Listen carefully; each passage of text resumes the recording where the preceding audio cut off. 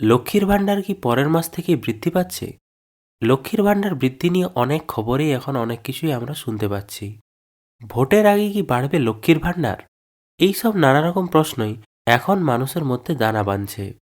বর্তমান সময়ে যারা SC/ST আছেন তারা মাসে 1200 টাকা করে লক্ষ্মীর ভাণ্ডার পাচ্ছেন, এবং যারা জেনারেল আছেন তারা প্রতি মাসে 1000 টাকা করে পাচ্ছেন।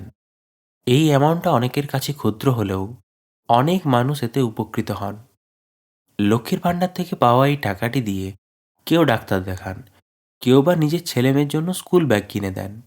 কেউ বলছেন লক্ষ্মীর ভাণ্ডার বৃদ্ধি পেয়ে 1700 টাকা হবে, আবার কেউ বলছেন যে লক্ষ্মীর ভাণ্ডার বৃদ্ধি পেয়ে 2000 টাকা হবে। এই জিনিসটা নিয়ে আমি ব্যক্তিগত জীবনে অনেক জল্পনা কল্পনা শুনেছি, আবার আশপাশের প্রচুর মহিলাকেও এই নিয়ে জল্পনা করতে শুনেছি।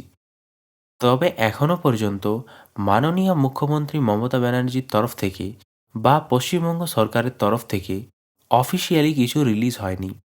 ইউটিউবে এখনও পর্যন্ত আপনি যতগুলো ভিডিও দেখছেন সেগুলো আশ্বাস মাত্র। 2026-এ লক্ষ্মীর ভাণ্ডার বাড়লেও বাড়তে পারে, তবে যেমনটা বললাম এখনও পর্যন্ত অফিসিয়ালি কিছু অ্যানাউন্সমেন্ট হয়নি। তবে রিসেন্ট এক প্রেস কনফারেন্সে মাননীয় মুখ্যমন্ত্রী মমতা বন্দ্যোপাধ্যায় লক্ষ্মীর ভাণ্ডারের উল্লেখ করেন। তিনি জানান যে প্রচুর মানুষ লক্ষ্মীর ভাণ্ডারে উপকৃত হচ্ছেন এবং ভবিষ্যতেও হবেন।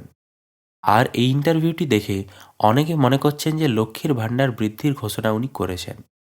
তবে বর্তমান সময় অবধি লক্ষ্মীর ভাণ্ডার বৃদ্ধি নিয়ে উনি কোনো ঘোষণা করেননি। তাই অফিসিয়াল আপডেট না আসা পর্যন্ত আপনারা অপেক্ষা করুন আর আপনার ফর্ম বন্ধুকে সাবস্ক্রাইব করুন। এতে লক্ষ্মীর ভাণ্ডার যেদিনই বৃদ্ধি পাবে সেদিনই আপনি নোটিফিকেশন পেয়ে যাবেন। এই ভিডিওটি এত শেয়ার করুন যাতে মাননীয় মুখ্যমন্ত্রী মমতা বন্দ্যোপাধ্যায় অবধি এই বার্তাটি পৌঁছে যায়। আর আপনারা কমেন্টসে অবশ্যই জানান যে লক্ষ্মীর ভাণ্ডার বৃদ্ধি সম্পর্কে আপনারা কি মনে করেন।